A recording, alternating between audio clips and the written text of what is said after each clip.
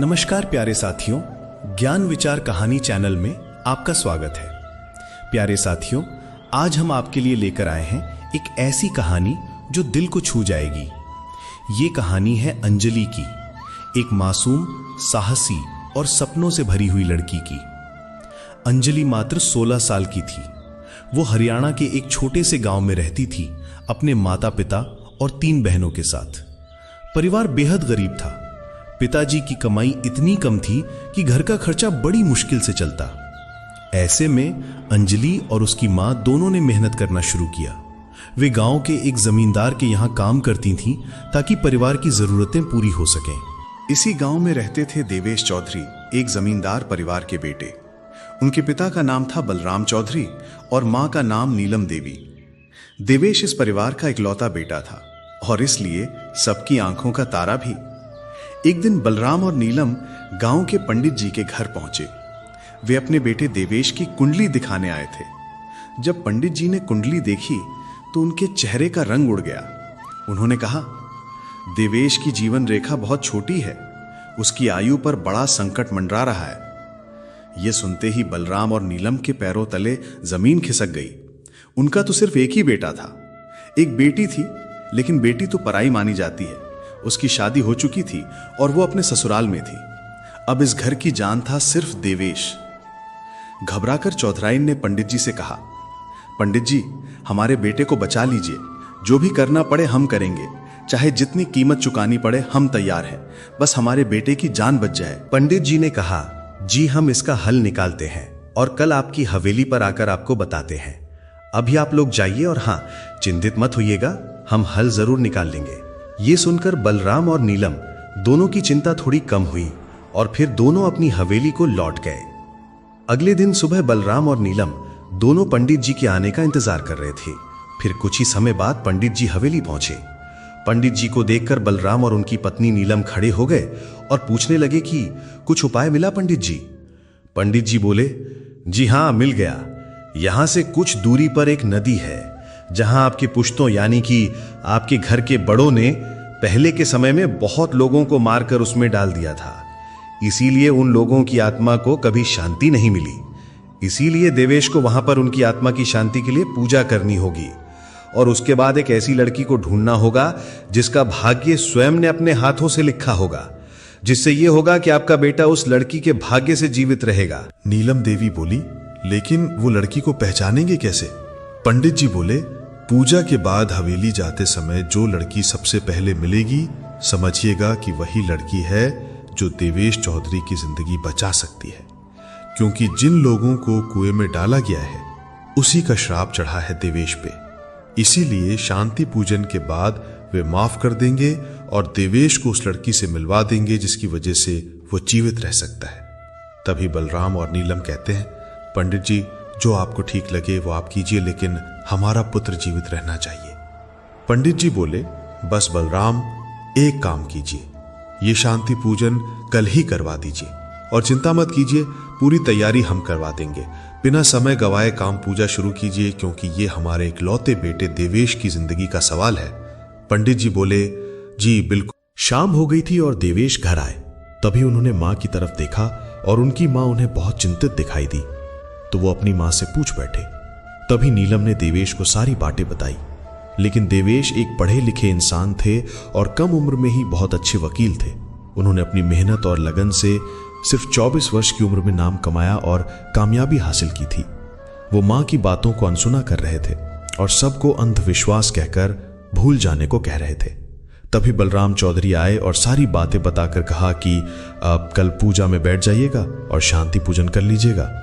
देवेश चुपचाप अपने पिता की बात सुन लिए और पूजा करने के लिए मान गए, क्योंकि वो अपने पिता की बात कभी नहीं टालते थे और अपने पिता की बहुत इज्जत करते थे। अगले दिन शाम को पंडित जी पूजा की सारी तैयारी करके हवेली आए और सभी को नदी के पास चलने को कहा। बलराम के 2 भाई और 2 भाभियां थीं, पर उन सबको बस एक एक बेटी थी और देवेश घर का इकलौता बेटा था। इसी वजह से वो सबका लाडला था। सब नदी के पास गए, वहां पूजा हुई और फिर सब वहां से वापसी के लिए निकल गए। तभी रास्ते में अंजलि दौड़ती हुई देवेश और उसके परिवार की गाड़ी के सामने आ गई।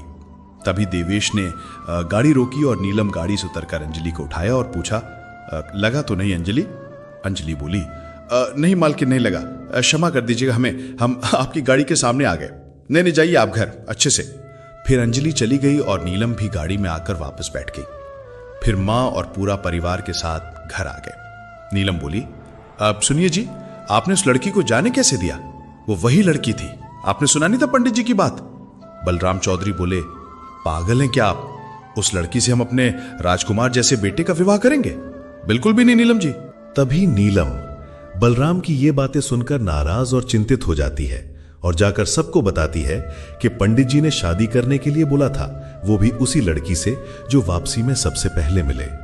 नीलम की ये बात सुनकर पूरे घर वाले चिंतित हो जाते हैं और बलराम के दोनों भाई बलराम चौधरी से कहते हैं कि जाओ और उस लड़की को लेकर आओ और हमारे बेटे से उसकी शादी कराओ। बलराम चौधरी बोले, लेकिन भाई साहब। दोनों भाई बोले, लेकिन वेकिन कुछ नहीं, जो पंडित जी ने कहा है वो कीजिए, जाइए जल्दी से। तभी सबके इतने बोलने पर बलराम मान जाते हैं और लड़की का पता लगाने को कहते हैं। और फिर बलराम लड़की के पूरे परिवार से मिलते हैं और देखते हैं कि वे लोग की आर्थिक स्थिति बहुत खराब है और ये लोग बहुत मुश्किल से खा पाते हैं।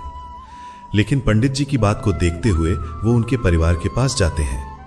बलराम चौधरी को देखकर अंजलि के माता पिता बहुत खुश हो जाते हैं और कहते हैं, बलराम चौधरी आप यहां?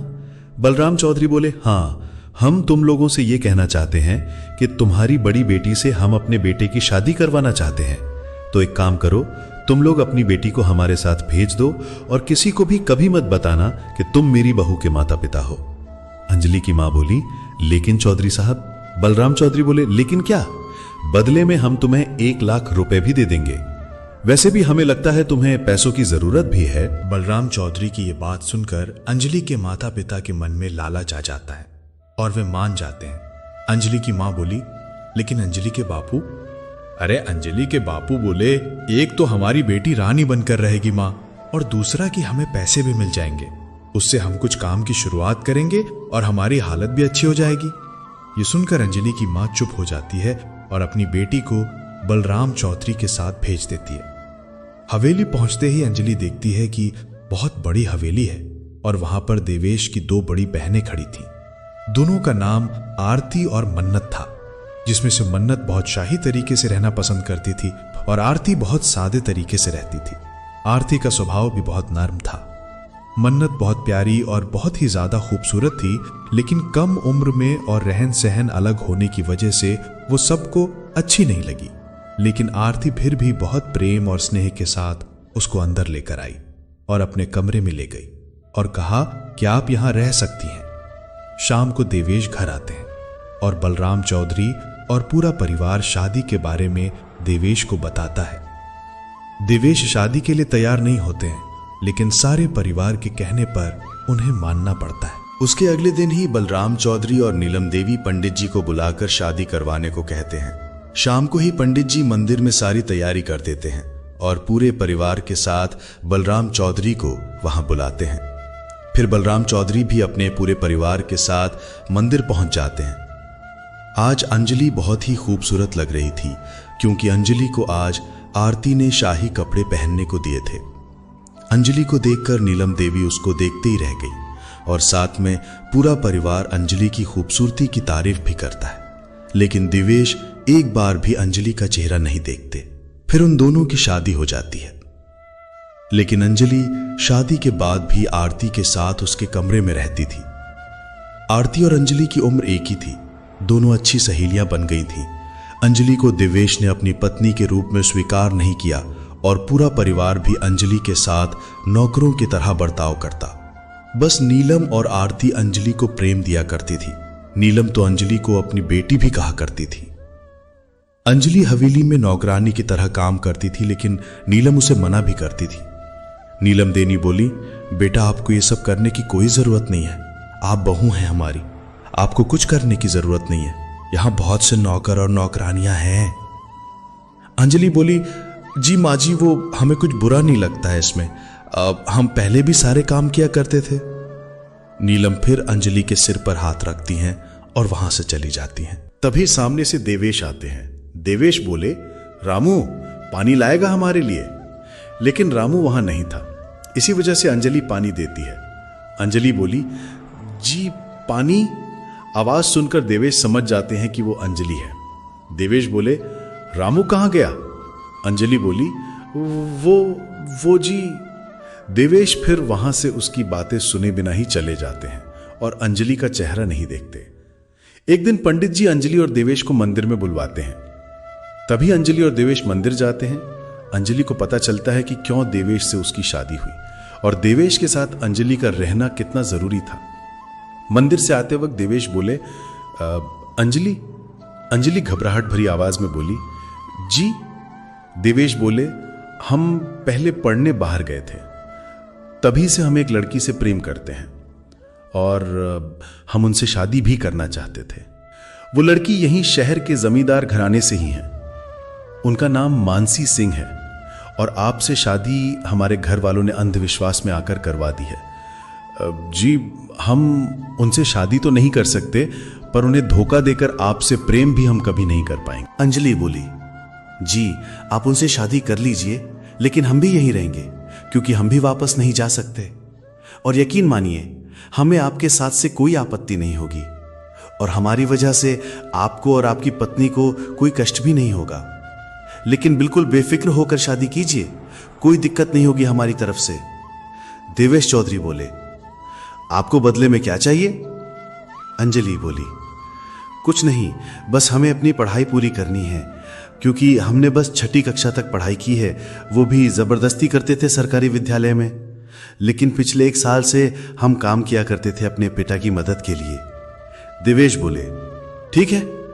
देवेश घर जाकर मानसी के बारे में पूरे परिवार को बताते हैं। यह सुनकर नीलम देवी नाराज हो जाती हैं, लेकिन पूरा परिवार देवेश की यह बात सुनकर खुश हो जाता है। नीलम देवी बोली, लेकिन अंजलि का क्या? देवेश बोले, वैसे तो आप लोगों ने उनके साथ गलत किया है, लेकिन उन्हें कोई आपत्ति नहीं है हमारी दूसरी शादी से। उन्हें उसके बदले में भी कुछ नहीं चाहिए, लेकिन हम चाहते हैं कि मन्नत और आरती के साथ अंजलि भी आगे की पढ़ाई पूरी करेगी। फिर नीलम देवी अंजलि के पास जाती हैं और कहती हैं, बेटा ये क्या किया आपने? आपने इजाजत दे दी देवेश को दूसरी शादी करने की, लेकिन इसमें भी आपकी गलती नहीं है। आपकी उम्र ही बहुत छोटी है, इसीलिए आप अपनी खुशी किसी और के हाथ दे दी, वो भी इतनी आसानी से। ये कहकर नीलम देवी वहां से चली जाती हैं। कुछ दिनों बाद ही देवेश और मानसी की शादी हो जाती है। मानसी आती है और अंजलि से मिलती है। अंजलि की खूबसूरती देखकर मानसी को अच्छा नहीं लगता है। मानसी भी एक जमींदार परिवार की लड़की थी, इसीलिए सारे घर वाले मानसी को बहुत प्रेम देते थे। लेकिन नीलम देवी को अंजलि ही पसंद थी, क्योंकि अंजलि बहुत साफ दिल की, साधारण सी लड़की थी। मानसी सारा वक्त देवेश के पास ही दिखाई देती थी। मानसी और कुछ नहीं करती थी, क्योंकि मानसी को कुछ काम करना आता ही नहीं था, और अंजलि सारा काम किया करती थी और अब तो साथ में पढ़ाई भी करती थी। और मानसी से अंजलि उम्र में भी बहुत छोटी थी, इसीलिए अंजलि को बहुत तारीफ मिलती थी। मानसी को ये सारी बातें बिल्कुल अच्छी नहीं लगती थी। देवेश और अंजलि और मानसी की शादी को कई साल बीत गए थे। अब अंजलि 18 वर्ष की हो गई थी और पहले से ज्यादा खूबसूरत भी हो गई थी। उसकी खूबसूरती के चर्चे पूरे शहर में मशहूर हो गए थे। कोई नहीं जानता था कि अंजलि के माता पिता कौन हैं और कहां हैं। और अब अंजलि 10वीं की परीक्षा देकर पहले स्थान से पास हुई थी। नीलम देवी और आरती बहुत खुश थी। आरती तो वैसे भी पढ़ने में बहुत अच्छी थी, इसी कारण उसके नंबर अंजलि से भी अधिक थे। लेकिन मन्नत के अंक अच्छे नहीं आए थे। वो आरती से तो नहीं, लेकिन अंजलि से बहुत जलन करती थी और उससे बातें भी नहीं करती थी। यही सब देखकर एक दिन मानसी ने देवेश से कहा, सुनिए, क्यों ना हम अंजलि को शहर भेजते हैं आगे की पढ़ाई के लिए, उन्हें कामयाबी मिलेगी। क्योंकि आपने तो देखा ही है कि उनके अंक कितने अच्छे आए हैं, लेकिन वो अकेली कैसे रहेगी? देवेश बोले, हम सारे इंतजाम करवा देंगे, उन्हें कोई दिक्कत नहीं होगी। और आरती भी साथ में पढ़ना चाहती हैं तो हम उन्हें भी भेज देंगे। ठीक है, लेकिन हमें पूरे परिवार से बात करनी होगी। फिर देवेश पूरी बात परिवार के सामने मानसी की कही हुई बात रखते हैं और आरती और अंजलि की पढ़ाई के लिए बोलते। पूरा परिवार देवेश की बात से सहमत होते हैं। नीलम देवी भी अंजलि की पढ़ाई का सोचकर हाँ कहती हैं। आरती बहुत खुश थी, क्योंकि वो यही चाहती थी। लेकिन अंजलि बहुत दुखी थी। उन्हें यह सुनकर बहुत अच्छा नहीं लगा और वो सोचने लगी कि उन्हें ये बातों से खुशी क्यों नहीं मिल रही है। जबकि वो खुद आगे बढ़ना चाहती है। फिर अंजलि को समझ आया कि वो देवेश को पसंद करने लगी है, क्योंकि देवेश का सारा काम पिछले साल से अंजलि ही किया करती थी। अंजलि देवेश को पसंद करने लगी है, ये सोचकर अंजलि बहुत खुश हो जाती है। लेकिन फिर अचानक से उनके चेहरे से मुस्कान गायब हो जाती है, क्योंकि फिर अंजलि के दिमाग में यह आता है कि देवेश ने आज तक अंजलि का चेहरा भी नहीं देखा है, तो वो अंजलि से प्यार भी करेंगे। ये सोचना अंजलि के लिए बेवकूफी है, और वो तो मानसी से प्रेम करता है। ये सब सोचकर वो ये फैसला लेती है कि वो शहर जाकर अपने आगे की पढ़ाई पूरी करेगी। 2 दिन बाद सुबह सुबह आरती और अंजलि शहर जाने के लिए तैयार हो जाती हैं। फिर सबसे विदा लेकर दोनों बाहर आती हैं, जहां देवेश खड़े होते हैं और दोनों को रेलवे स्टेशन छोड़ने जाने वाले होते हैं। आरती गाड़ी में बैठ जाती है और अंजलि बैठने लगती है। तभी अंजलि का पैर फिसल जाता है और अंजलि गिरने लगती है, लेकिन अंजलि को गिरने से देवेश बचा लेते हैं। उसी समय देवेश पहली बार अंजलि का चेहरा देखते हैं और देखते ही रह जाते हैं। दोनों एक दूसरे को देखने लगते हैं और देखते देखते एक दूसरे में खो जाते हैं। फिर पीछे से मानसी आती है और ये देखकर गुस्सा हो जाती है, लेकिन विनम्र आवाज में कहती है, देवेश जाइए वरना दोनों को देर हो जाएगी। फिर दोनों का ध्यान टूटता है और दोनों एक दूसरे से दूर होते हैं। उसके बाद फिर अंजलि और देवेश भी गाड़ी में बैठ जाते हैं और स्टेशन की ओर निकल जाते हैं। स्टेशन पहुंचने के बाद देवेश स्टेशन तक सारा सामान पहुंचा देता है और दोनों को ट्रेन में बिठाकर दोनों से विदा लेकर वहां से चले आते हैं। वापस आते वक्त देवेश सिर्फ और सिर्फ अंजलि की खूबसूरती के बारे में ही सोच रहे थे। वो आज तक इतनी प्यारी और खूबसूरत लड़की को नहीं देखे थे, लेकिन अंजलि अब उनसे बहुत दूर जा रही थी। अंजलि का कॉलेज लखनऊ में था, मतलब कि देवेश से तो बहुत दूर। हवेली आकर देवेश चौधरी कुर्सी पर बैठते हुए कहते हैं, अंजलि पानी लाइए। रामू पानी लेकर आता है और कहता है, भाई जी पानी। भाई जी भूल गए क्या? अंजलि को आप ही अभी छोड़कर आए हैं। देवेश, हाँ ठीक है। हर वक्त देवेश को अंजलि की जरूरत महसूस होने लगी, क्योंकि अंजलि देवेश को कहने का भी मौका नहीं देती थी और उसकी जरूरत का सामान पहले से लेकर हाजिर रहती थी। लेकिन मानसी को कुछ फर्क नहीं पड़ता था और वो खुद में ही बहुत व्यस्त रहती थी। खुद को हर समय आईने के सामने निहारती रहती थी, खुद के कपड़े और खुद की खूबसूरती में ही व्यस्त रहती थी। उसको देवेश की पसंद और नापसंद भी नहीं मालूम थी और ना ही मालूम रखने में वो कोई दिलचस्पी रखती थी। और मानसी को पूरे परिवार से भी ज्यादा मतलब नहीं रहता था। एक दिन मानसी, ये हमारा नया लाया हुआ ड्रेस किसने पहनकर खराब कर दिया? ये ड्रेस मन्नत से खराब हो गई थी, इसीलिए मन्नत चुप थी।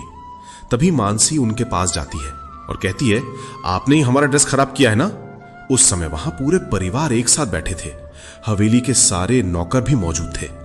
ऐसे में मानसी का चिल्लाना, वो भी पूरे परिवार और सारे नौकरों के सामने, मन्नत को अच्छा नहीं लगा और वो बहुत नाराज हो गई। बाद में जब देवेश घर आए तो उसने उनको सारी बातें बताई। देवेश अपनी बहनों से बहुत स्नेह और प्रेम करते थे। उन्होंने देखा कि सारी बातें बताते वक्त उसकी आंखें नम हो गई हैं।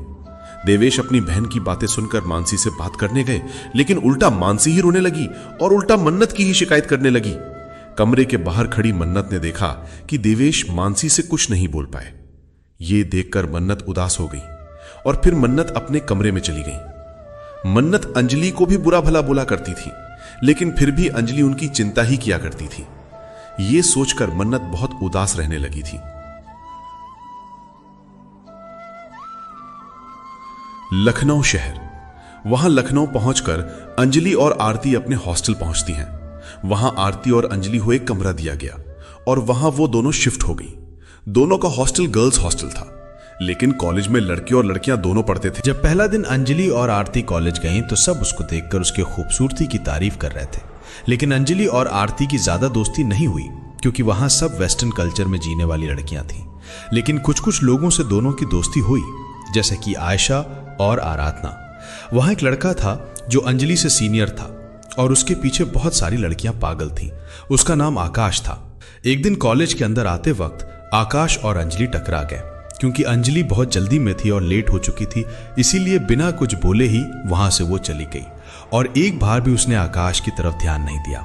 आकाश भी अंजलि का चेहरा नहीं देख पाया, लेकिन अंजलि का यूं वहां से चले जाना आकाश को अच्छा नहीं लगा और उसे ये बेइज्जती सी लगी।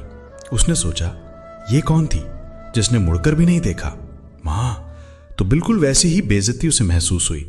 उसे लगा कि ये कौन सी लड़की है जिसको मेरी वैल्यू नहीं है, क्योंकि आकाश के लिए तो लड़कियां अपना क्लास सब कुछ छोड़ने को तैयार हो जाती हैं। इतने में वहां आकाश का दोस्त विशाल आता है और आकाश से बोला, क्या हुआ भाई, कहां खोया है तू? आकाश अभी भी गुस्से में अंजलि की कक्षा की तरफ ही देख रहा था और फिर गुस्से में वो अंजलि की कक्षा की ओर गया और उसने कक्षा में नजर घुमाकर देखा तो उसे एक लड़की दिखी जो नीले रंग के सलवार और कमीज के साथ सुनहरे रंग की चुन्नी पहनकर बैठी। उसके कपड़ों के रंग से आकाश पहचान जाता है कि ये वही लड़की है जिसकी तलाश में वो यहां तक आया था। उसका चेहरा जैसे दिन का सुबह, उसकी आंखें जैसे सागर, उसके होंठ जैसे गुलाब की पंखुड़ी, बला के खूबसूरत। उसको देखने के साथ आकाश बस उसको देखता ही रह गया। अंजलि से आकाश की नजर ही नहीं हट रही थी। तभी कक्षा में अध्यापक आ जाते हैं और आकाश का मित्र विशाल उसे वहां से ले जाता है। वहीं कॉलेज के बाहर एक बेंच बना हुआ था, वहां पर आकाश और विशाल जाकर बैठते हैं। उसके बाद विशाल बोला, भाई चल क्लास में, सर वैसे ही हमें पसंद नहीं करते, ऊपर से तेरी वजह से मुझसे भी नाराज रहते हैं, तेरा होना भी गुनाह हो गया है। लेकिन आकाश कहीं और ही खोया था।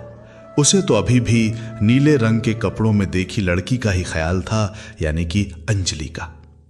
कॉलेज के प्रिंसिपल आकाश के पापा के दोस्त थे और विशाल भी उन्हीं की बात कर रहा था, क्योंकि आकाश और उसके पापा, जिनका नाम प्रताप कुमार है, दोनों के बीच बिल्कुल भी नहीं बनती थी। प्रताप को आकाश का यूं मस्ती करना और लाइफ को बिल्कुल भी सीरियस नहीं लेना पसंद नहीं था। प्रताप को आकाश का कोई दोस्त भी पसंद नहीं। आकाश वहीं बैठा था, तभी अंजलि और आरती अपनी क्लास खत्म करके बाहर निकली। आरती ने देखा कि आकाश वहां से अंजलि को एक नजर से देख रहा है। आरती बोली, अंजलि देखिए, वो कब से आपको ही देखे जा रहा है, आखिर क्यों? ये सुनकर अंजलि की नजर आकाश पर गई। उसने देखा कि वो वही लड़का है जिससे वो सुबह आते वक्त टकरा गई थी। फिर अंजलि बोली, आरती, ये तो वही है जिनसे हम सुबह टकरा गए थे। बहुत जल्दी में थे तो हम माफी भी नहीं मांग पाए, शायद इसीलिए वो हमें ऐसे देखे जा रहे हैं। आरती बोली, अच्छा हो सकता है। अंजलि, हम उनसे माफी मांग लेते हैं जाकर, आप यहां रुकिए। आरती, नहीं, हम भी साथ चलते हैं। अंजलि, ठीक है। फिर अंजलि और आरती दोनों आकाश जहां बैठा था वहां जाती हैं। आकाश अंजलि और आरती को अपनी ओर आता देख घबरा गया और अपनी नजर इधर उधर करके देखने लगा। तभी अंजलि और आरती वहां पहुंच जाती हैं। अंजलि बोली, सुनिए। आकाश चौंकते हुए बोला, कौन? मैं? क्या आप मुझे बुला रही हो? जी। हाँ बोलो। हम सुबह के लिए क्षमा मांगने आए थे। वो हम बहुत जल्दी में थे और आपसे माफी नहीं मांग पाए। सॉरी। For what? वो हम आपसे सुबह टकरा गए और माफी भी नहीं मांग पाए। अरे कोई बात नहीं, मेरी भी गलती थी, मैं भी ठीक से देखकर नहीं चल रहा था। कोई बात नहीं। ये सुनकर विशाल आकाश को देखता रह गया और साथ में खड़े आकाश के दूसरे मित्र भी चौंक गए, क्योंकि आकाश की गलती होने के बाद भी वो अपनी गलती नहीं मानता था। लेकिन आज उसकी गलती नहीं होने के बाद भी वो माफी पर माफी मांगे जा रहा था। माफी मांगने के बाद फिर अंजलि वहां से जाने लगती है। तभी आकाश बोला, आपका नाम क्या है? जी, अंजलि। और फिर वो जाने लगते हैं। तभी आकाश बोला, और मेरा नाम आकाश है और मैं आपका सीनियर हूं, अगर तुम्हें किसी चीज की जरूरत होगी तो मुझसे बोलना। ये सुनकर अंजलि और आरती पीछे मुड़कर देखती हैं और मुस्कुरा कर कहती हैं, जी धन्यवाद, लेकिन हमें किसी चीज की जरूरत नहीं है। ये कहकर वो वहां से चली गई। तभी विशाल बोला, अरे आकाश, क्या भाई हो क्या गया तुझे? तू ही था ना हो? हाँ। आकाश मुस्कुराकर वहां से जाने लगता है।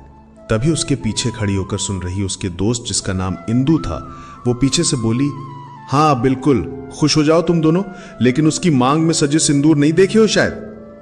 आकाश ये सुनकर पीछे मुड़कर देखता और बोलता है, देख इंदु, मैं अभी मजाक के मूड में नहीं हूं। अरे मैं तेरी बेस्ट फ्रेंड हूं, तेरा अच्छा ही चाहूंगी, तू इतना खो गया था उसकी खूबसूरती में कि उसके सिंदूर की तरफ तेरा ध्यान ही नहीं गया। हाँ भाई, विशाल बोला, इंदु सही बोल रही है। दोनों की ये बातें सुनकर आकाश दौड़ता हुआ कॉलेज कैंटीन पे जाता है और वहां बैठी आरती और अंजलि के सामने जाकर देखता है, और वो देखता है कि सच में अंजलि की मांग में सिंदूर है, जिस पर अभी तक आकाश की नजर ही नहीं गई थी। आकाश को वहां देखकर अंजलि और आरती खड़ी हो गई और पूछने लगी कि क्या हुआ, लेकिन आकाश बिना कुछ बोले ही वहां से चला गया और बाहर जाकर बैठ गया, और वो बहुत दुखी भी लग रहा था। आकाश को अकेला और दुखी देखकर इंदु और विशाल उसके पास जाते हैं और उसे थोड़ा अलग मूड में ले जाने की कोशिश करते हैं, लेकिन आकाश इंदु और विशाल की किसी भी बातों पर ध्यान नहीं दे रहा था। जब आकाश ने विशाल और इंदु को कोई जवाब नहीं दिया तो वे भी थक कर बैठ गए। कुछ समय बाद आकाश खड़ा हो गया और विशाल को बोला, जा गाड़ी निकाल कर ला, जाना है, और इंदु चल तुझे भी घर छोड़ देता हूं। यह सुनकर विशाल दौड़कर गाड़ी निकालने चला जाता है और आकाश इंदु के साथ घर के लिए कॉलेज से निकलता है। अगले दिन सुबह आकाश और विशाल कॉलेज के ग्राउंड में बैठे थे, तभी उन्हें कुछ लड़कों के हंसने की आवाज आई। तभी आकाश बोला, विशाल ये आवाज कौन कर रहा है? जाकर देख, मेरा सर दर्द हो रहा है। फिर विशाल देखने जाता है और फिर आकाश के पास दौड़ता हुआ आता है और बोलता है, यार वो। ये सुनकर आकाश थोड़ा घबरा जाता है और पूछता है, क्या हुआ? विशाल बोला, विकास और आनंद दोनों आरती और अंजलि को परेशान कर रहे, साथ में और भी लड़कियां भाई। ये सुनकर आकाश आराम से बैठा रहता और कुछ नहीं बोलता। तभी विशाल बोला, भाई ये गलत है, तुम्हें उसकी मदद करनी चाहिए। आकाश ये सुनकर वहां से खड़ा हो जाता है और विशाल से कहता है, चल। विशाल और आकाश जब गेट के पास जाते हैं तो देखते हैं कि वहां शांति है।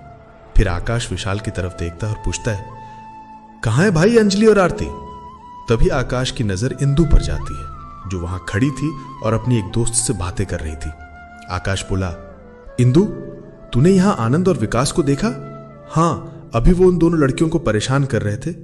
आकाश, तो अब किधर है वे लोग? इंदु, प्रिंसिपल ऑफिस में। अर्पित आया था और उसने उन दोनों को बचा लिया और दोनों बदमाशों को प्रिंसिपल के पास ले गया। ये कहकर इंदु अपनी क्लास में चली गई। उसके बाद आकाश और विशाल भी क्लास में चले गए। अर्पित आकाश के क्लास में ही था और वो भी बहुत स्मार्ट था, और साथ में आकाश के पापा के दोस्त का सबसे पसंदीदा छात्र था। क्लास खत्म होने के बाद आकाश और उसके दोस्त बाहर आए और कैंटीन की तरफ गए और वहां बैठकर कॉफी ली सबने। तभी आकाश की नजर अर्पित पर गई, जो अंजलि और आरती के साथ बैठा था, और तीनों बहुत ही हंसी मजाक कर रहे थे। यह देखकर आकाश को गुस्सा हो गया और वहां से उठकर गुस्से में निकल गया। उसके अगले दिन से आकाश रोज सुबह वहां कॉलेज के बाहर बैठकर अंजलि को आते हुए देखता था। कुछ दिन बीत गए। अंजलि रोज आकाश को वहां बैठा देखती थी और वो देखती थी कि आकाश उसको ही देखते रहता है। उसको यह ठीक नहीं लगता, और एक दिन वो आरती और अर्पित से बात बताई। यह सुनकर अर्पित बोला, लेकिन वो ऐसा क्यों करेगा? सारे कॉलेज की लड़कियां तो उसकी फैन हैं। आरती बोली, हां अंजलि सही कह रही है, मैंने भी उन्हें अंजलि को घूरते हुए देखा है। अर्पित बोला, मैं पूछूं? अंजलि, नहीं हम पूछ कर देखते हैं। आरती, मैं भी चलूंगी आपके साथ, आपको अकेला नहीं छोड़ेंगे। ठीक है चलिए। दोनों धीमे धीमे आकाश के पास जाती। आकाश बिल्कुल अकेला था कैंटीन में। अंजलि, जी सुनिए।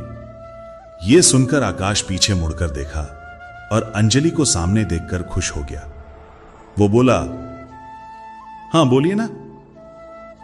अंजलि, हम कुछ दिनों से देख रहे हैं कि आप हमें देखते रहते हैं, हमने कुछ बिगाड़ा है क्या आपका? आकाश, नहीं, बस पहली नजर में देखते ही मुझे तुमसे प्यार हो गया। और यह कहते कहते आकाश अंजलि के दोनों हाथ पकड़ लेता है। यह सुनकर अंजलि आरती की तरफ देखती है और आकाश से अपना हाथ छुड़ाकर आरती का हाथ पकड़कर दोनों वहां से भाग जाती हैं और कॉलेज के ग्राउंड में पहुंच जाती हैं।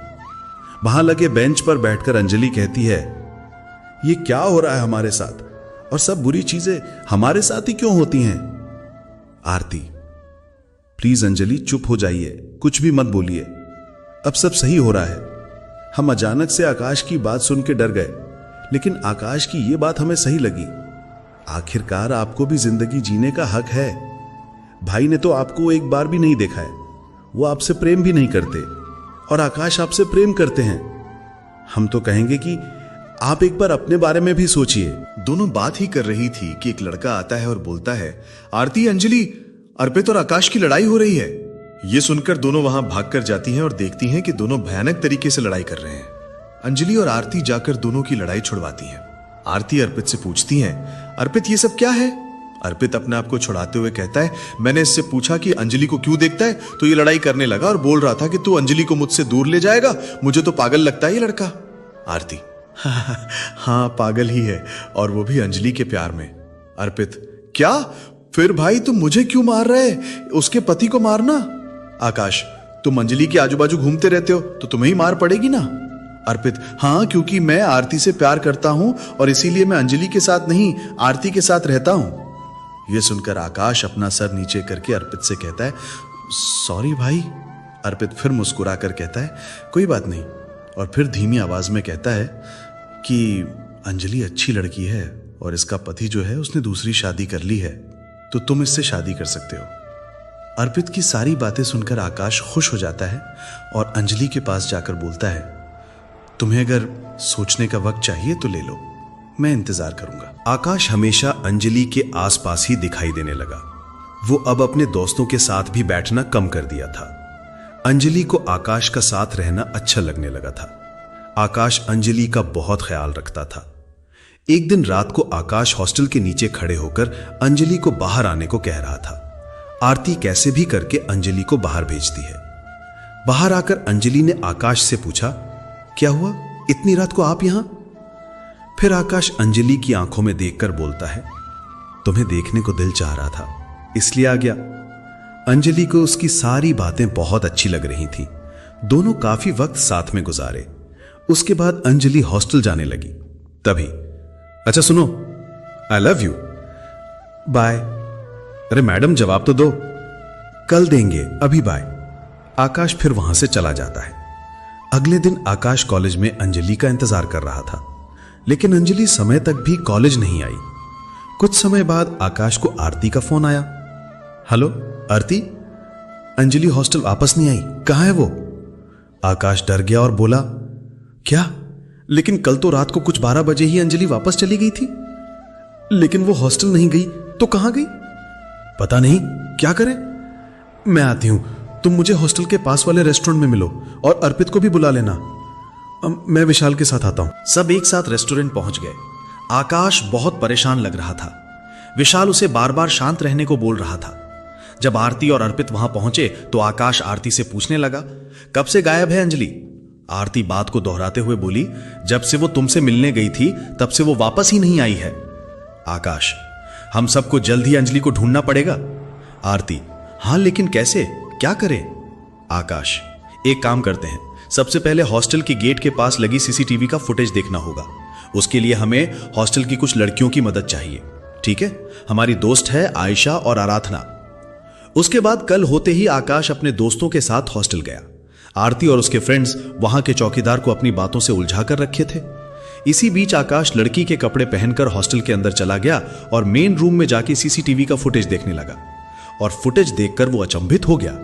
उसने देखा कि हॉस्टल के बाहर अंजलि उतनी रात को एक लड़की से बात कर रही है और वो लड़की बात करते करते अंजलि के सर पे मार देती है और अंजलि को बेहोश करके अपने साथ स्कूटी पे ले गई। लड़की का चेहरा नहीं दिख रहा था, लेकिन स्कूटी का नंबर दिख गया था। फिर आकाश हॉस्टल के बाहर आया और सोचने लगा कि अब क्या करे, क्योंकि पुलिस से मदद नहीं ले सकते। अगर पुलिस से मदद लेंगे तो बात परिवार तक चली जाएगी। वहां से आकाश विशाल के साथ घर जाने के लिए निकलता है तो रास्ते में वो नंबर वाली स्कूटी उसे दिखती है और आकाश विशाल को उसके पीछे चलने को बोलता है। जब वो स्कूटी रुकी, उसके बाद आकाश गया और उस पर बैठी लड़की से सवाल करने लगा और मारने की धमकी भी देने लगा। तभी वो लड़की बोली, ये स्कूटी तो अभी मैंने वापस ली है क्योंकि ये स्कूटी मेरे फ्रेंड के पास थी। आकाश, कौन है वो? लड़की ने जो नाम बताया उसे सुनकर आकाश और विशाल एक दूसरे का चेहरा देखने लगे और बहुत शॉक्ड हो गए थे क्योंकि उसने इंदु का नाम बताया था। आकाश और विशाल जल्दी से इंदु के घर पहुंचे तो वो वहां नहीं थी। फिर आकाश उसको फोन किया तो उसने फोन उठाया। Akash, Indu can be meet? Indu, हाँ बिल्कुल, लेकिन क्या हुआ है? आकाश, वो मिलकर बताऊंगा। इंदु, ठीक है। विशाल भी आएगा क्या? आकाश, हाँ। इंदु, ठीक है। कॉलेज के पास एक पुरानी लाइब्रेरी है, वहां पर आ जाओ, मैं वहीं पर हूं। आकाश, ओके। ये कहकर आकाश इंदु के पास गया और उसने इंदु से पूछा, इंदु, अंजलि कहाँ है? इंदु, मुझे क्या पता कि वो कहाँ है, और ये पूछने तुम यहां आए हो? विशाल, बस कर ये नाटक और बता अंजलि कहाँ है, और तू क्या पागल है? क्या कर रही है सब? इंदु, क्या कर रही हूं मैं? पिछले बहुत साल से इस आकाश का इंतजार किया है मैंने, और ये बचपन का प्यार है मेरा। फिर इंदु आकाश के पास गई और उससे पूछने लगी, क्या है उसमें जिसके पीछे तुम पागल हो चुके हो? मैं तुमसे प्यार करती हूं और ये तुमको दिखाई नहीं देता क्या? विशाल, यार सुन इंदु, किसी का प्यार जबरदस्ती तुम नहीं छीन सकती, और अगर अंजलि नहीं भी होती तो भी क्या गारंटी है कि आकाश तुम्हारा हो जाता? इंदु, तुम लोग जाओ यहां से, वरना ठीक नहीं होगा। आकाश, मेरे लिए तो सबसे अच्छी दोस्त है और रहेगी, बस उसे जाने दे। लेकिन इंदु पर आकाश और विशाल की कोई भी बातों का असर नहीं दिख रहा था। उससे बात करते करते आकाश और विशाल दोनों चालाकी से लाइब्रेरी के अंदर चले जाते हैं और वहां जाकर देखते हैं कि अंजलि बेहोश एक कोने में पड़ी हुई है। जब आकाश अंजलि के पास जाने लगता है तो इंदु अंदर आ जाती है और वो गर्दन पर चाकू लगाकर कहती है कि इसको मत छूना तुम, नहीं तो मैं विशाल को चाकू मार दूंगी। ये सुनकर आकाश रुक जाता है। इतने में विशाल इंदु का हाथ पकड़कर पीछे मोड़ देता है और कहता है कि आज 4 साल की दोस्ती भी तू भूल गई? मैं सोच भी नहीं सकता कि मेरी इंदु मुझ पर चाकू भी लगा सकती है। ये कहते वक्त विशाल की आंखों में आंसू आ गए थे। फिर विशाल आकाश को बोलता है कि जा अंजलि को उठा वहां से और चल उसको लेकर। आकाश की भी आंखों में आंसू आ गए थे। फिर आकाश अंजलि को उठाने गया, लेकिन अंजलि को आकाश की आवाज सुनाई ही नहीं दे रही थी। आकाश ने देखा कि अंजलि के होठों के नीचे खून निकल रहा है, तो उसने विशाल को बोला कि इंदु ने अंजलि को भी मारा है। यह सुनकर विशाल बोलता है कि अब हम इंदु से उम्मीद ही क्या कर सकते हैं। आरती को मैंने मैसेज कर दिया है, वो पुलिस को लेकर आती ही होगी। ये सुनकर इंदु डर जाती है और आकाश और विशाल से माफी मांगने लगती है। आकाश अंजलि के मुंह पर पानी डालता है उसे होश में लाने के लिए, और आकाश के बहुत कोशिश करने पर अंजलि होश में आ जाती है और आकाश के गले लग जाती है। अंजलि बहुत डरी हुई दिखाई दे रही होती है, क्योंकि आज तक अंजलि के साथ कोई ऐसा हादसा नहीं हुआ था। आकाश और विशाल उसे शांत करवाने में लग जाते हैं। तभी आरती और अर्पित पुलिस के साथ वहां पहुंच जाते हैं। पुलिस को देखकर इंदु रोने लगती है और सबसे माफी मांगने लगती है। उसे देखकर विशाल और आकाश को भी रोना आ जाता है, क्योंकि वो तीनों बचपन के दोस्त थे। और आकाश अंजलि के सामने अपना सर नीचे करके बैठ जाता है और बोलता है कि जो सजा देनी है मुझे दे दो, लेकिन इसे माफ कर दो। विशाल, ये भी हम दोनों से प्यार करती है, इसीलिए हम दोनों को मिलने वाली सजा भी इसके लिए सजा होगी। ये सब देखकर इंदु अंजलि के पैरों के सामने बैठकर माफी मांगने लगती है और बोलती है कि नहीं, मैंने गलती की है तो सारी सजा मुझे ही मिलनी चाहिए, इन दोनों को नहीं। ये सब देखकर अंजलि कहती है कि आप तीनों की दोस्ती को सलाम है। एक गलती करता है तो दूसरा गलती का एहसास भी करवाता है और फिर उस गलती को तीनों मिलकर सुधारते भी हैं। मैं इंदु को माफ करती हूँ। सॉरी इंस्पेक्टर सर, लेकिन इसे मैं एक मौका देना चाहती हूँ। इंदु को बहुत अफसोस होने लगता है और वो अंजलि से बार बार माफी मांगती है और फिर आकाश और विशाल को बोलती है कि मैं अपने दोस्तों को नहीं खोना चाहती हूँ, मुझे माफ कर दो तुम दोनों। ये सुनकर दोनों से गले लगा लेते हैं और माफ कर देते हैं। तभी विशाल कहता है, चल इंदु, अब दोनों तोता मैना को अकेले छोड़ देते हैं। विशाल की ये बात सुनकर सब लोग वहां से आकाश और अंजलि को अकेले छोड़कर चले जाते हैं। फिर आकाश अंजलि के करीब आता है और अंजलि उसे देखकर मुस्कुराती रहती है। तभी आरती वापस आती है और बोलती है कि अंजलि उसकी तरफ देखती है और वो देखती है कि आरती बहुत घबराई हुई है। वो दौड़कर आरती के पास आती है और पूछती है कि क्या हुआ आरती। आरती फिर बताती है कि भाई का एक्सीडेंट हो गया है और हमें यहां से जाना होगा। ये सुनकर अंजलि एक बार आकाश की तरफ देखती है और फिर उदास मन से आरती को बोलती है, चलो हमें आज यहां से निकलना होगा। ये बोलकर अंजलि वहां से आरती का हाथ पकड़कर जाने लगती है। तभी पीछे से आकाश अंजलि का हाथ पकड़ लेता है और उसने सर को हिलाकर नहीं जाने का इशारा करता है।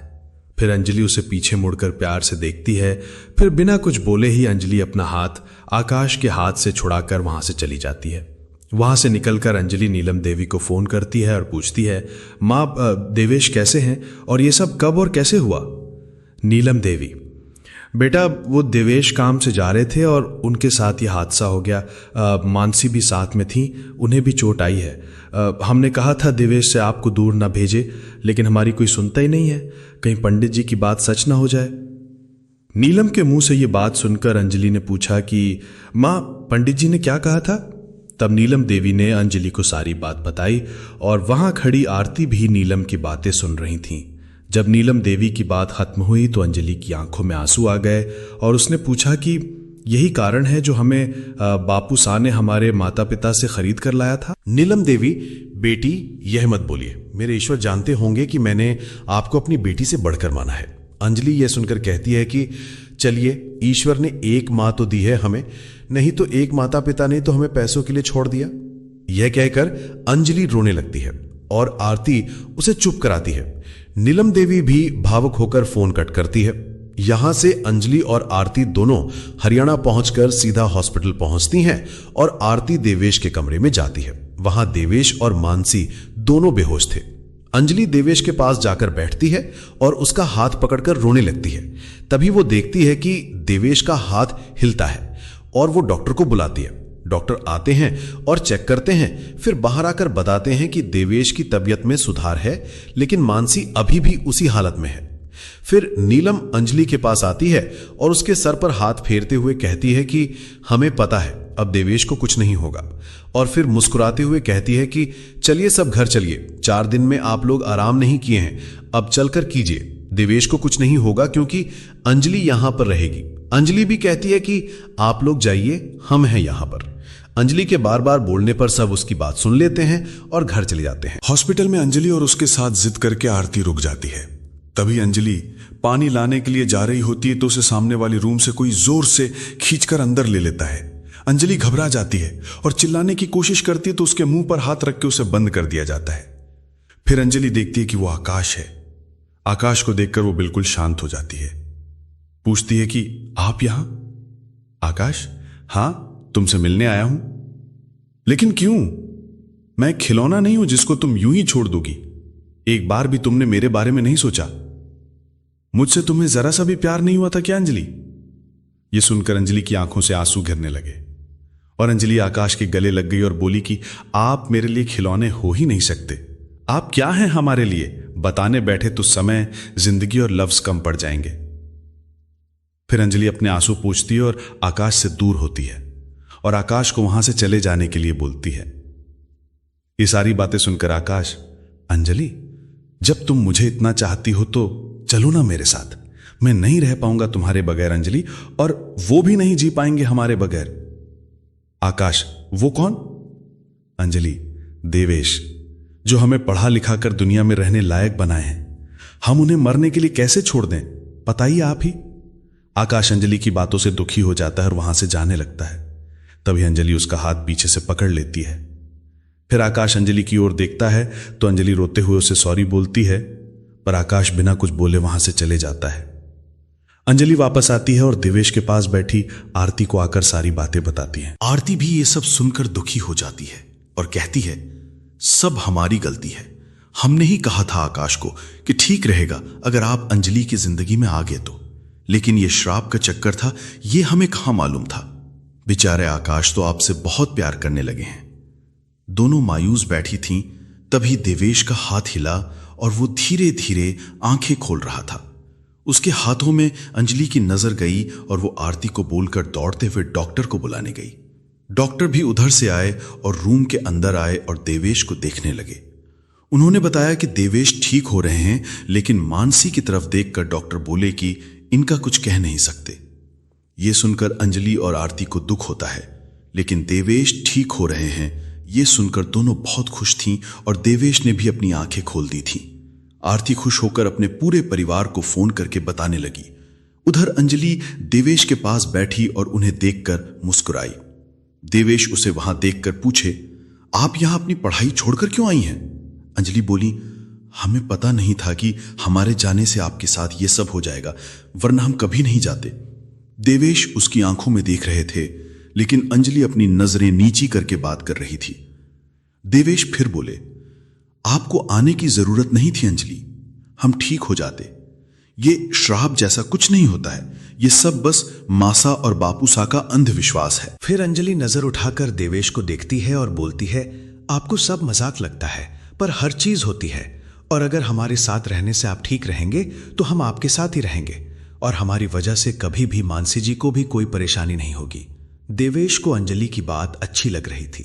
वो लगातार अंजलि का चेहरा देखकर मुस्कुराए जा रहे थे, लेकिन जब अंजलि ने मानसी का नाम लिया तो देवेश को मानसी का ख्याल आया, जो एक्सीडेंट के वक्त साथ थी। वो घबराकर अंजलि से मानसी के बारे में पूछने लगे। अंजलि ने उन्हें शांत रहने को कहा और बताया, ये जो आपके पास लगा पर्दा है, उसके उधर मानसी जी भी हैं, और डॉक्टर ने कहा है कि उनकी हालत बहुत अच्छी नहीं है। देवेश खड़े होने लगे और मानसी के पास जाने लगे, तो अंजलि ने उन्हें रोका और बोली, रुकिए, हम पर्दा हटाते हैं, आप लेटे लेटे देख लीजिए। अंजलि ने पर्दा हटा दिया और देवेश ने मानसी को देखकर बहुत भावुक होकर कहा, हमारी गलती के कारण ये हुआ। अंजलि ने उन्हें कहा, इसमें आपकी गलती नहीं है। उतने में सारा परिवार हॉस्पिटल पहुंच गया और देवेश से मिला। तभी उधर से डॉक्टर आए और उनके हाथ में रिपोर्ट दी। वो बोले, दोनों की रिपोर्ट आ गई है।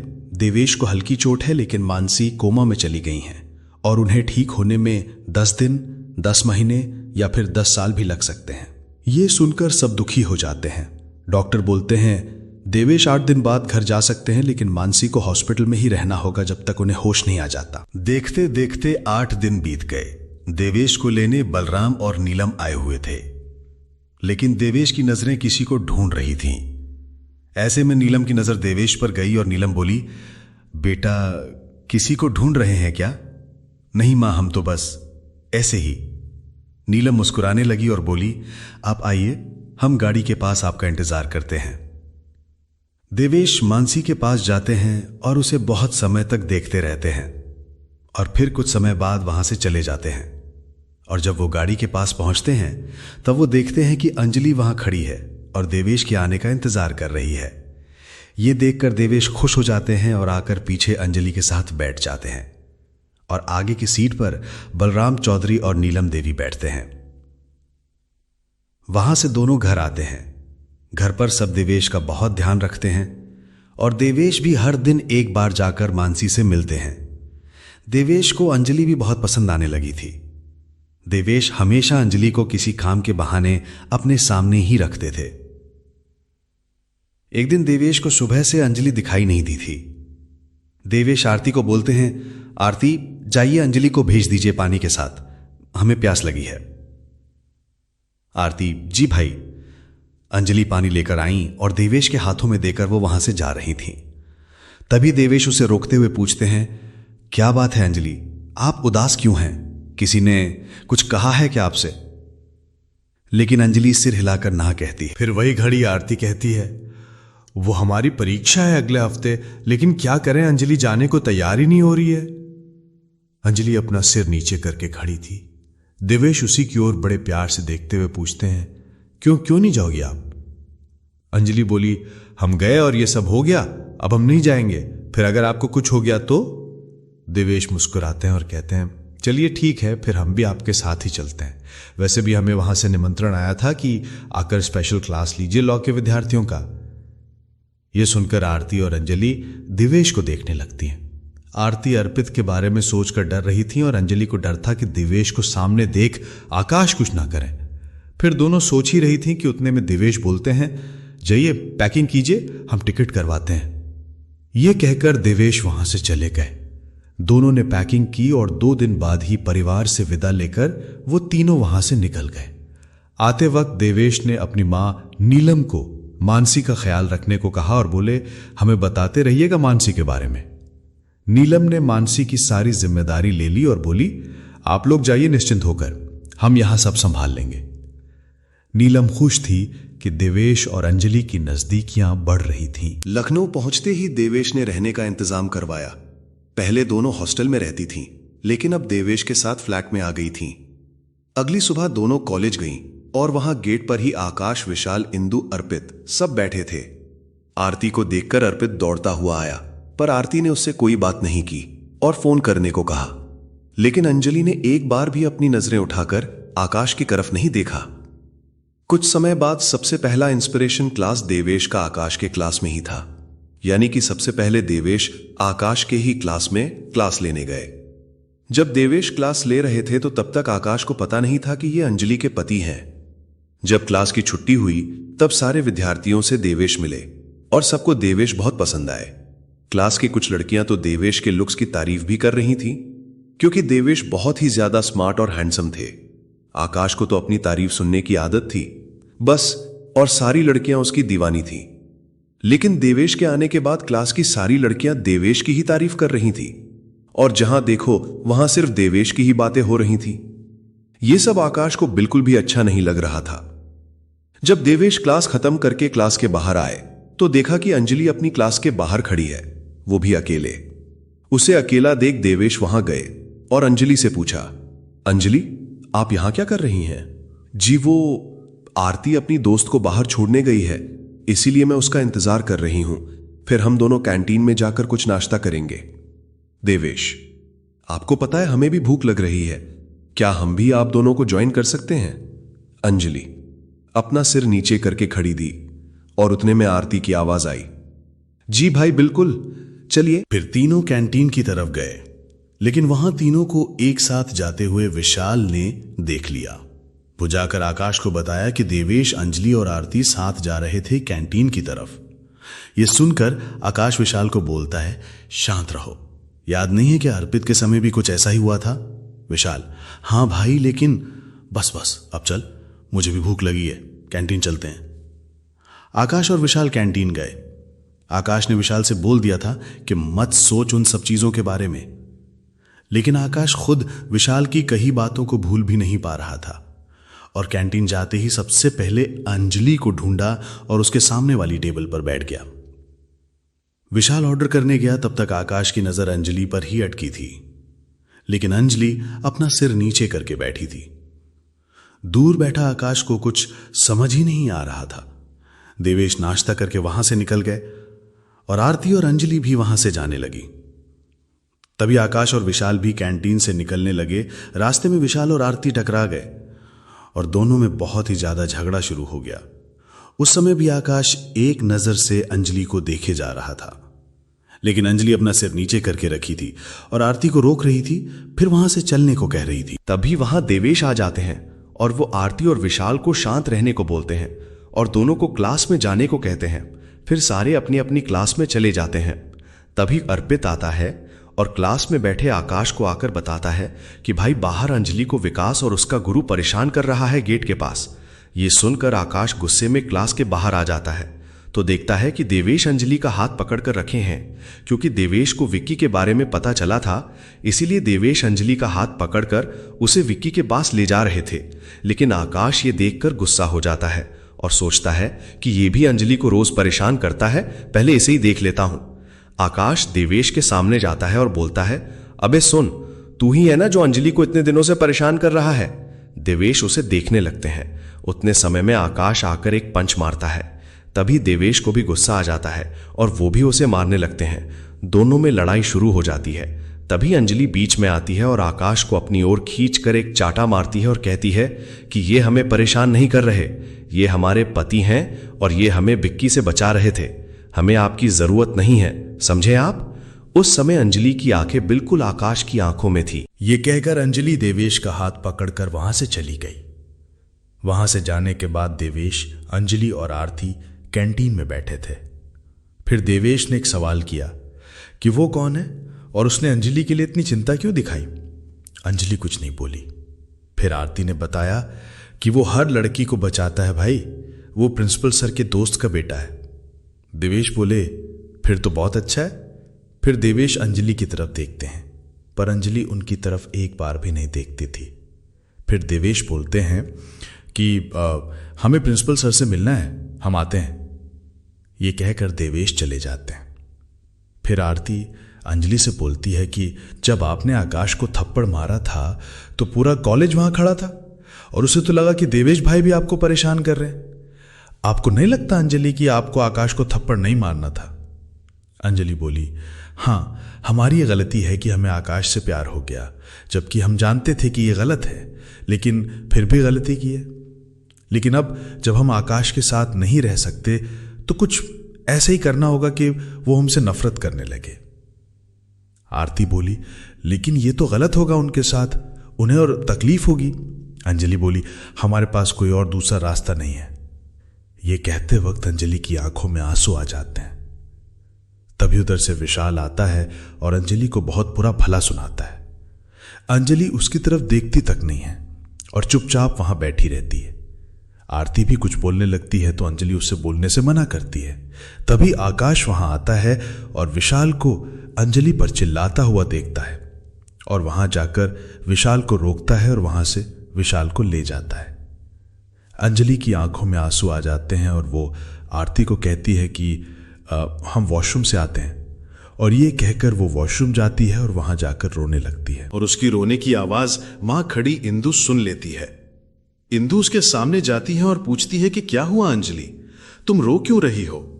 अंजलि उसे देखकर चुप हो जाती है और कहती है कि कुछ नहीं हुआ इंदु, मैंने जो किया वो बहुत गलत किया, लेकिन मैं उसके लिए बहुत शर्मिंदा हूं। ये बोलते ही रहती है कि अंजलि उसके गले लग जाती है और बहुत ज्यादा भावुक हो जाती है। फिर इंदु अंजलि को गले लगाकर शांत करवाती है और पूछती है कि क्या हुआ। फिर अंजलि खुद को रोक नहीं पाती और सारी बातें इंदु को बता देती है। और वो भी आकाश से प्यार करती है, ये बात आकाश को बताने से मना करती है और उससे प्रॉमिस लेती है। वहां से इंदु अंजलि को बाहर लाती है और देखती है कि वहां आरती खड़ी है। आरती फिर अंजलि को वहां से घर चलने को कहती है। रास्ते में जाते समय अंजलि आरती को बताती है कि उसने इंदु को सब बता दिया। आरती बोली, लेकिन क्यों? वो सारी बातें आकाश को बता देगी। अंजलि बोली, हमसे रहा नहीं गया और मैंने उसे सारी बात बता दी, लेकिन उसने प्रॉमिस किया है कि वो आकाश को नहीं बताएगी। यहां कॉलेज में इंदु आकाश के पास जाती है और बहुत परेशान रहती है। उसे परेशान देखकर आकाश पूछता है कि क्या हुआ, लेकिन इंदु उसे कुछ नहीं बताती है और बोलती है कि मैं घर कैसे जाऊं, मेरी स्कूटी खराब हो गई है, इसीलिए परेशान थी। आकाश बोला, बस इतनी सी बात, विशाल छोड़ देगा तुझे। इंदु फिर मुस्कुराती है और वहां से विशाल के साथ चली जाती है। इंदु को पूरे रास्ते उदास देखकर विशाल पूछता है कि क्या हुआ इंदु, तू टेंशन में क्यों है? इंदु बोली, नहीं तो। विशाल बोला, चल अब सच सच बता मुझे, मेरे साथ कोई झूठ नहीं चलेगा, और मैं जानता हूं कि ये स्कूटी वाली बात भी तूने झूठी बताई, चल सच बता, तुझे मेरी कसम। इंदु दुविधा में पड़ जाती है और विशाल को सारी बातें बता देती है। जब विशाल पता चलता है कि अंजलि भी आकाश को पसंद करती है तो विशाल को एहसास होता है कि अंजलि भी बहुत दर्द में है और बहुत परेशान रहती होगी। आकाश का तो सबको पता है, लेकिन अंजलि किसी को बता भी नहीं सकती है। फिर इंदु बताती है कि आकाश को अंजलि ने थप्पड़ भी इसीलिए मारा था ताकि आकाश ये सोच ले कि अंजलि देवेश से ही प्यार करती है। इससे आकाश को अंजलि को भूलने में आसानी होगी। विशाल सारी बातें सुनता है और अपने आप को कोसता है कि उसने क्यों अंजलि को इतना बुरा भला कहा। फिर सारी बातें खत्म होने के बाद इंदु बोलती है कि क्या हमें ये सारी बातें आकाश को बतानी चाहिए? विशाल बोला, नहीं नहीं, ऐसे तो आकाश अंजलि के गम में ही बैठा रहेगा, हमें ये बातें आकाश को नहीं बतानी चाहिए। इंदु बोली, हाँ ये भी है। फिर विशाल इंदु को बाय बोलकर वहां से चला जाता है। अंजलि और आरती घर पर होती हैं, तभी डोरबेल बजता है। आरती गेट खोलती है। दरवाजे पर खड़े देवेश बोलते हैं कि आप दोनों रेडी होकर बाहर आओ, हम घूमने जाएंगे। ये कहकर देवेश नीचे पार्किंग में से अपनी गाड़ी निकालते हैं। कुछ समय बाद तैयार होकर अंजलि और आरती नीचे आ जाती हैं और गाड़ी में बैठ जाती हैं। पीछे आरती और आगे देवेश के साथ अंजलि बैठती है। वहां से निकलने के बाद देवेश मॉल में जाते हैं और वहां पर गाड़ी रोकते हैं और बोलते हैं कि चलिए आज सब शॉपिंग करते हैं। आरती खुश हो जाती है और गाड़ी से एक्साइटेड होकर बाहर आती है, लेकिन अंजलि कार में ही बैठी रहती है। तभी देवेश नीचे उतरते हैं और अंजलि की तरफ का दरवाजा खोलकर अंजलि को बाहर आने के लिए बोलते हैं। अंजलि भी बाहर आती है और तीनों मॉल के अंदर जाते हैं। दोनों लड़कियां शॉपिंग में व्यस्त हो जाती हैं और देवेश को एक फोन आ जाता है। देवेश फोन में व्यस्त हो जाते हैं। तभी आरती के पास अर्पित आता है और आरती को गले से लगा लेता है। आरती उसे वहां देखकर डर जाती है और उसे वहां से जाने के लिए कहती है, लेकिन अर्पित वहां से नहीं जाता है। कुछ समय बाद आरती की नजर सामने से आते हुए देवेश पर पड़ती है और वो अर्पित को छुप जाने को कहती है। फिर अर्पित की भी नजर देवेश पर पड़ती है और वो वहां से भागने लगता है उसी बीच वो अंजलि से टकराकर अंजलि की ऊपर जमीन पर गिर जाता है। ये देवेश देख लेते हैं और वहां से अर्पित का कॉलर पकड़कर उठाते हैं और मारने लगते हैं। अंजलि रोकने की कोशिश करती है, लेकिन देवेश उससे बहुत पीटते हैं और कहते हैं कि ये मॉल में आकर तुम लोग लड़की को छेड़ते हो। देवेश बहुत गुस्से में था और उनका ये रूप देखकर अंजलि बहुत डर गई थी, क्योंकि देवेश को अंजलि ने इतने सालों में इतना गुस्सा करते हुए कभी नहीं देखा था। तभी आरती आती है और देवेश का हाथ पकड़कर रोने लगती है और बोलती है कि भाई साहब इसे छोड़ दीजिए प्लीज, ये अंजलि को परेशान करने नहीं आया था। ये सुनकर देवेश अर्पित को छोड़ देते हैं और फिर आरती को पास खड़े करके पूछते हैं कि फिर ये तुमसे मिलने आया था। आरती डरते हुए अपना सर हां में हिलाती है। देवेश कुछ नहीं बोलते हैं और अर्पित की तरफ देखते हैं, जिसके होंठ और सर से खून निकल रहा था। उसके बाद बोलते हैं कि मैं गाड़ी निकालता हूं, तुम दोनों इसे लेकर आओ, इसको हॉस्पिटल ले जाते हैं, पहले फिर बात करेंगे। अर्पित को हॉस्पिटल ले जाकर देवेश उसका इलाज करवाकर अपने साथ ही घर लाते हैं और बिठाते हैं। सारे वहीं हॉल में एक साथ बैठते हैं और देवेश आरती से पूछते हैं कि चलो अब बताओ सारी बातें। आरती डरते डरते सारी बातें बताती है। देवेश सब सुनते हैं और बोलते हैं कि आरती, क्या आप ये सारी चीजों का परिणाम जानती हो? आरती अपना सर हाँ में हिलाती है। देवेश, फिर भी ये सब किया आपने? आपको पता है कि बड़ी चाचा पर क्या बीतेगी? आरती, भाई साहब हमें माफ कीजिएगा, लेकिन हम अर्पित को पसंद करते हैं और शादी भी इनसे ही करना चाहते हैं। अंजलि, आपने भी हमसे ये बातें छिपाई? अंजलि, जी नहीं, वो हमें डर लग रहा था। देवेश सोचने लगते हैं और अर्पित से पूछते हैं कि पापा क्या करते हैं, और कुछ अन्य सवाल भी पूछते हैं। अर्पित, जी वो जल्दी बोलिए, आपके पास समय नहीं है। देवेश, मतलब हमारे पास समय नहीं है, हमें कुछ काम से बाहर जाना है। अर्पित, हमारे पापा गवर्नमेंट जॉब करते हैं और माँ अस्पताल में नर्स, और एक छोटी बहन है और एक मैं हूं अपने परिवार में। देवेश सारी बातें सुनते हैं और फिर वहां से चुपचाप चले जाते हैं। देवेश को जाता देख आरती सोच में पड़ जाती है और कुछ समय बाद अर्पित भी अपने घर चला जाता है। जब शाम को देवेश वापस घर आते हैं तो आरती गेट पर खड़े होकर देवेश का ही इंतजार कर रही होती है। देवेश अंदर आते हैं तो आरती पूछती है कि कहाँ गए थे भाई साहब, आपने कुछ बोला भी नहीं। देवेश, इसमें बोलना क्या है, बहुत आसान है समझना कि आपकी शादी अर्पित से नहीं होगी। आरती, भाई साहब लेकिन बस आप कुछ मत बोलिए और हमारे साथ बदतमीजी करने का सोचे भी नहीं। आरती चुप हो जाती है और उसकी आंखों में आंसू आ जाते हैं। उसकी आंखों में आंसू देखकर देवेश मुस्कुराने लगते हैं और कहते हैं कि बस बस रोना बंद कीजिए, हम अपनी दोनों बहनों को रोता हुआ कभी नहीं देख सकते। यह सुनकर आरती देवेश की तरफ एक आशा भरी नजरों से देखती है तो देवेश मुस्कुराते हुए खड़े रहते हैं और पीछे से अर्पित और उसके परिवार को बुलाते हैं और कहते हैं कि लो आरती, आपकी खुशी हम ले आए। ये सुनते ही आरती देवेश के गले लगकर रोने लगती है और कहती है, you are the best brother in the world. Devesh कहते हैं, आई नो, अब ये हम सब हमारे साथ हरियाणा जाएंगे और आप दोनों भी। चलिए जाइए, पैकिंग कीजिए, शाम की ट्रेन है। शाम बीत जाती है और वो सब जाने के लिए निकल जाते हैं। आरती बहुत परेशान रहती है कि घर वाले क्या करेंगे और क्या सोच रहे होंगे। जब वहां पहुंचते हैं ये लोग तो देखते हैं कि सब स्वागत के लिए खड़े हैं, क्योंकि सबको देवेश ने पहले ही मना लिया था। आरती और अर्पित जैसे ही वहां आ जाते हैं, अर्पित के साथ उसकी साली मस्ती मजाक करना शुरू कर देती है। आरती अपनी बहन से पूछती है कि पूरा परिवार मान कैसे गया। तो आरती की बहन बताती है कि पूरा परिवार बहुत गुस्से में था, लेकिन भाई सा यानी कि देवेश ने सबको मना लिया। सब शादी की तैयारियों में जुट जाते हैं और देखते देखते शादी का दिन भी आ जाता है। सुबह अंजलि सीढ़ी से नीचे आते वक्त किसी से टकरा जाती है और जब वो अपनी नजरें ऊपर करके चेहरा देखती है तो अचंभित हो जाती है, क्योंकि जिससे वो टकराई वो आकाश था।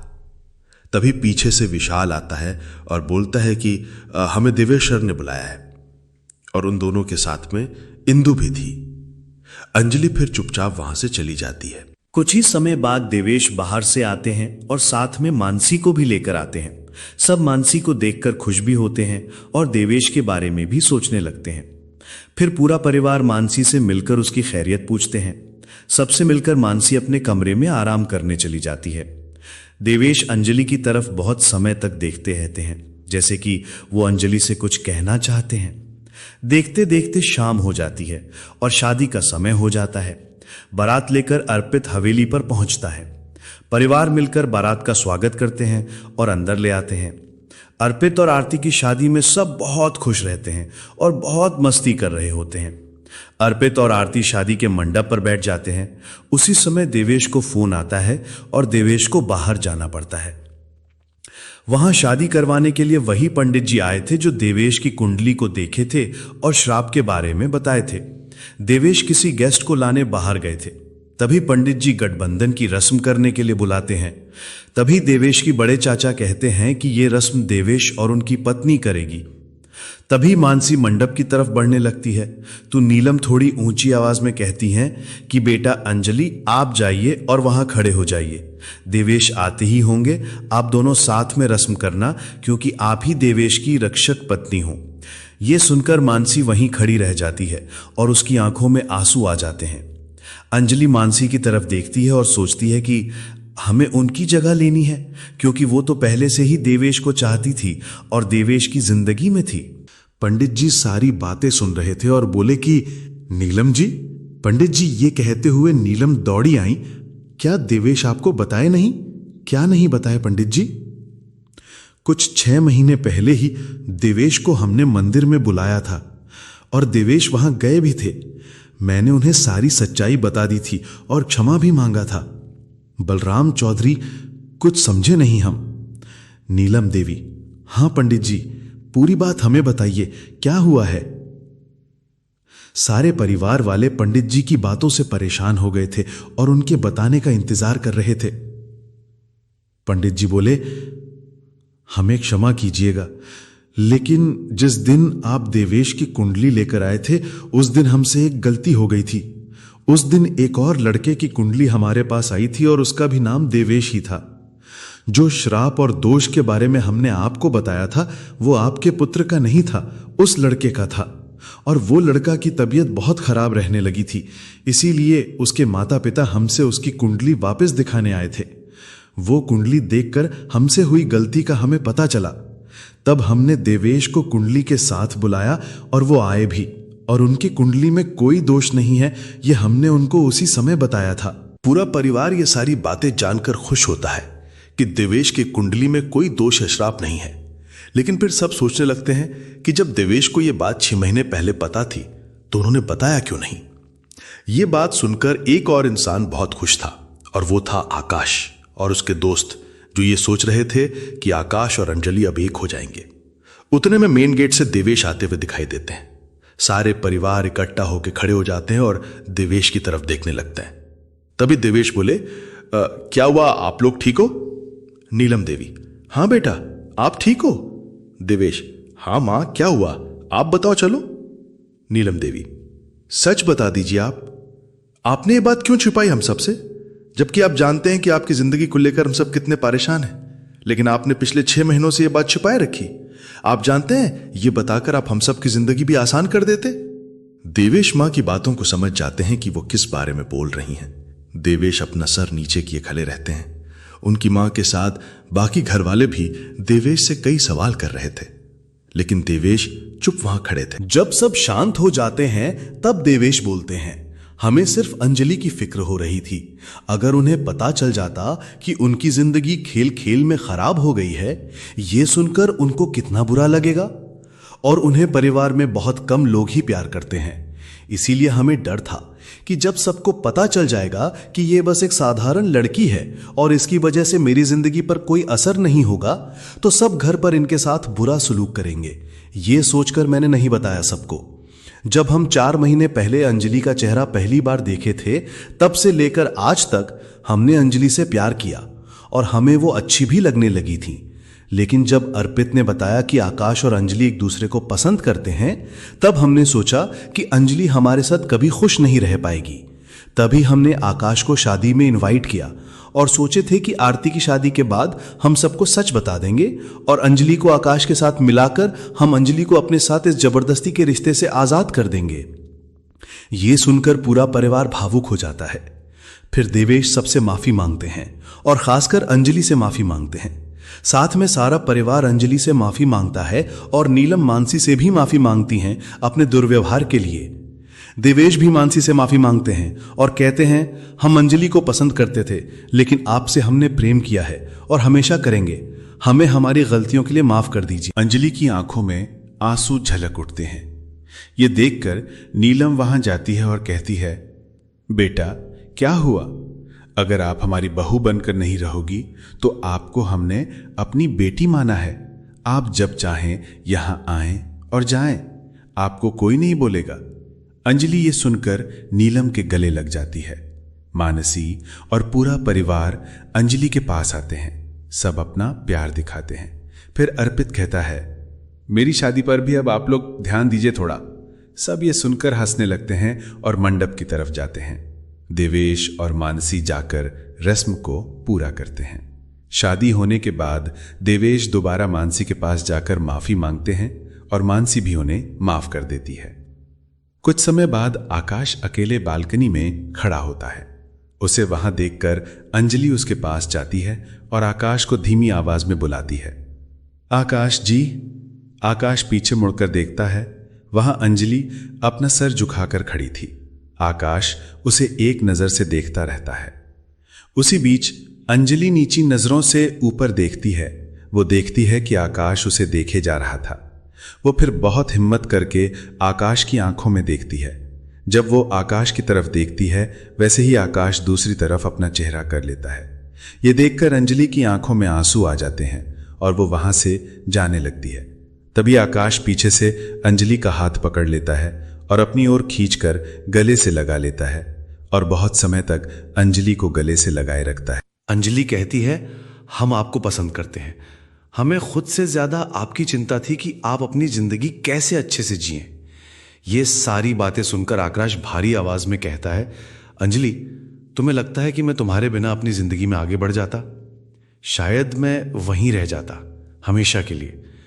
दोनों फिर बालकनी से बाहर की ओर देखने लगते और अंजलि आकाश का हाथ थामकर वहां पर खड़ी हो जाती है और वहीं पर खड़े होकर दोनों बातें करने लगते हैं।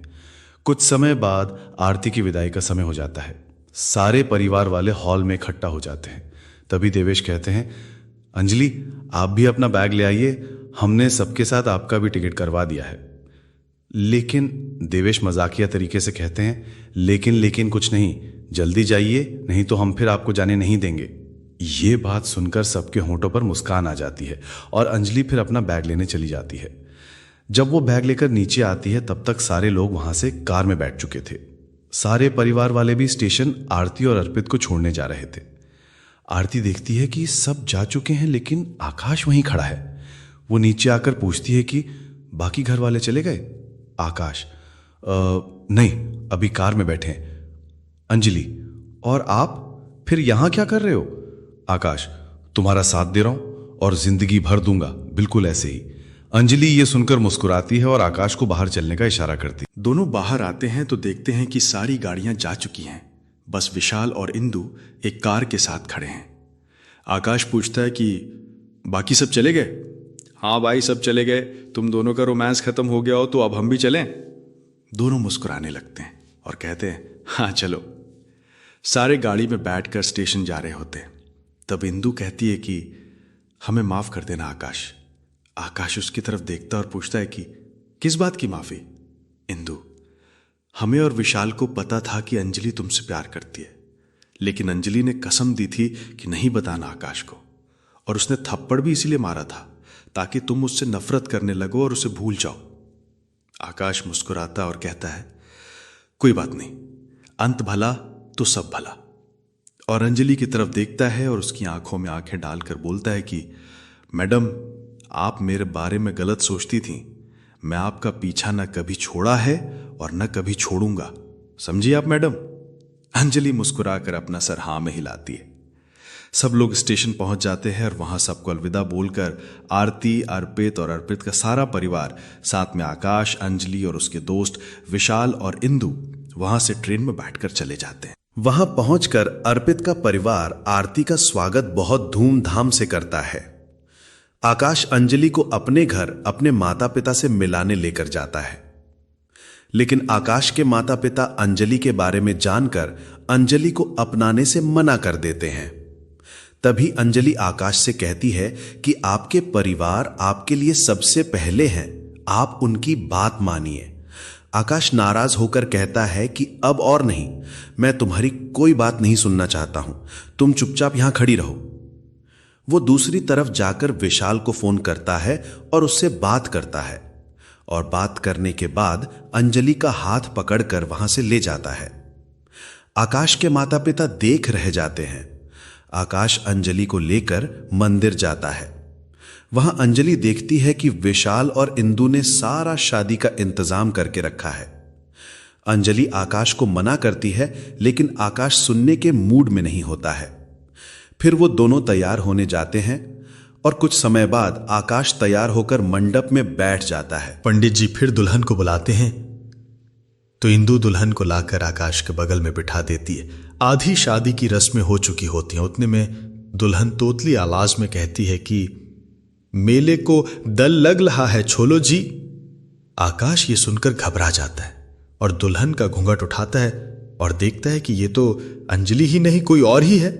फिर आकाश विशाल और इंदु की तरफ गुस्से में देखता है और फिर नजर इधर उधर करके देखता है तो उसे एक और शादी होती दिखाई देती। वहां भागता हुआ जाता है और दुल्हन का घूंघट उठाने लगता है, लेकिन उनके परिवार वाले घूंघट उठाने नहीं देते। तभी आकाश अंजलि को आवाज देता है। वो दुल्हन आकाश की आवाज सुनकर अपना घूंघट उठाती है। आकाश सबको हटाकर उसे गले से लगा लेता है, क्योंकि वो अंजलि ही थी। और अंजलि की आंखों में देखकर कहता है कि आज तो मेरी दुल्हन खो गई थी, और वापस उसे सीने से लगा लेता है और फिर सुकून की सांस लेता है और बोलता है कि चलो, और अब घूंघट उठाकर रखना। आकाश अंजलि का हाथ पकड़कर अंजलि को वहां से ले जाता है और अपने मंडप के पास पहुंच जाता है। उतने में आकाश के माता पिता वहां आ जाते हैं और कहते हैं कि हमें माफ कर दो आकाश, अब अंजलि को अपनी बहू के रूप में स्वीकार करते हैं। अगर तुम चले गए तो हमारा क्या होगा? हमारे तो तुम एक ही बेटे हो। यह सुनकर आकाश खुश हो जाता है और अपने माता पिता की बात मान लेता है। फिर सब ठीक हो जाता है और आकाश अंजलि के साथ अपने घर चला आता है। अगले दिन आकाश के माता पिता देवेश के परिवार को अंजलि के रिश्तेदारों के रूप में बुलाते हैं और फिर दोनों की शादी पूरे धूमधाम से होती है और दोनों बहुत खुश होते हैं। दोनों को अपना परिवार और अंजलि को प्यार के साथ साथ एक नया परिवार मिल जाता है। अंजलि फिर अपने माता पिता को कभी याद भी नहीं करती, क्योंकि एक तरह से अपनी जरूरतों के लिए अंजलि के माता पिता ने उसे बेच दिया था।